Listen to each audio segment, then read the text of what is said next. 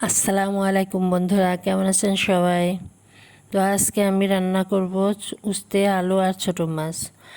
গত এক সপ্তাহ আগে কোরবানির ঈদ চলে গেছে, কিন্তু এখনও ঈদের একটা আমেজ চলছে।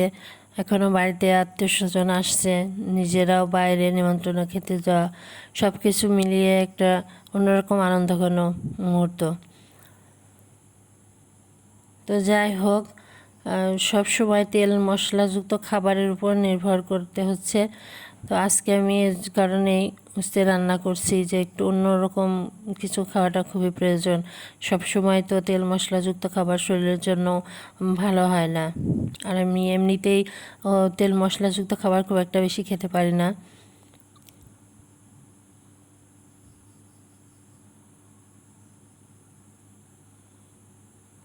আমি ছোট মাছগুলোকে হালকা করে ভেজে নেবো, খুব একটা বেশি কড়া করে ভাজবো না।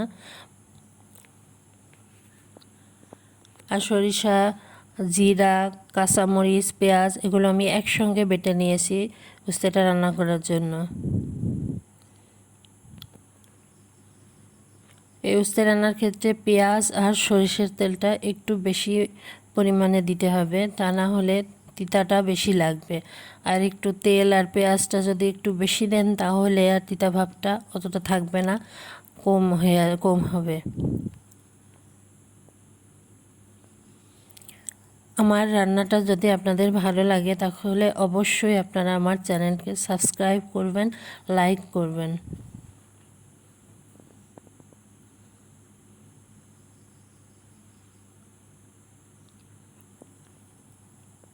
আর এই তরকারিটা রান্নার জন্য প্রথমে ভালোভাবে কষিয়ে নিতে হবে। কষিয়ানো কম হলে কিন্তু তরকারিটা ভালো লাগবে না। ভালোভাবে নেড়ে চেড়ে কষিয়ে মাখা মাখা হয়ে আসলে তারপরে পানি দিতে হবে সিদ্ধ করার জন্য।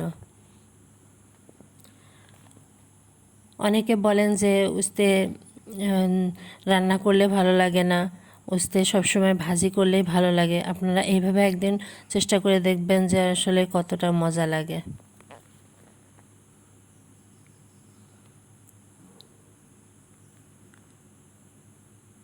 এবার আমি ঝোলের পানি দিয়ে মাছগুলো দিয়ে দেব।